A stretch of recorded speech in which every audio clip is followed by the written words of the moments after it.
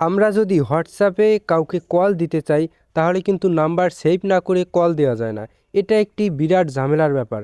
তো এই সমস্যাটি সমাধান করতে আমরা চলে যাব হোয়াটসঅ্যাপে।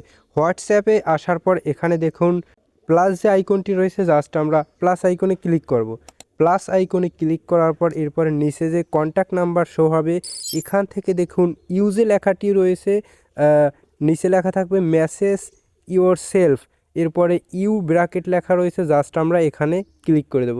এখানে কিন্তু আমাকেই আমি মেসেজ করছি, ওয়েট, আপনি যেই কাজটি করতে চাচ্ছেন সেটা পারবেন, আমি আপনাকে ধাপে ধাপে দেখাচ্ছি।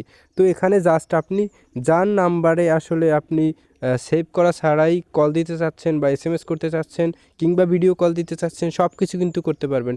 তো জাস্ট তার নাম্বারটি এখানে লিখে দেবেন। আমি আমার একটি নাম্বার লিখছি, আপনি আপনার মতো করে একটি নাম্বার লিখুন। তো আমি একটি নাম্বার লিখলাম। এবার নাম্বার লেখার পর আর একটু ছোট্ট কাজ করতে হবে, সেটি হলো প্রথমে কান্ট্রি কোডটি লিখে নিতে হবে। কান্ট্রি কোড হলো +88, +88 লিখে নাম্বারটি লিখে দেবেন। নাম্বারটি লিখে দেওয়ার পর জাস্ট সেন্ড করে দেবেন। এখানে কিন্তু আমি মেসেজ করেছি, এই জন্য জাস্ট সিন দেখাবে, এটাই স্বাভাবিক।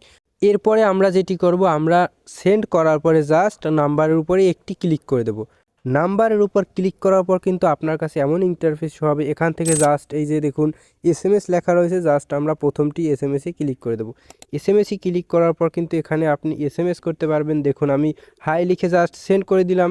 এরপরে আপনি কিন্তু কল করতে পারবেন চাইলে। উপরে দেখুন অডিও কল রয়েছে, এরপরে দেখুন ভিডিও কল রয়েছে। আপনি চাইলে কল করতে পারবেন, এসএমএস করতে পারবেন, নাম্বার সেভ করা ছাড়াই কিন্তু ডিয়ার ভিউয়ার্স এটি আপনারা করতে পারবেন।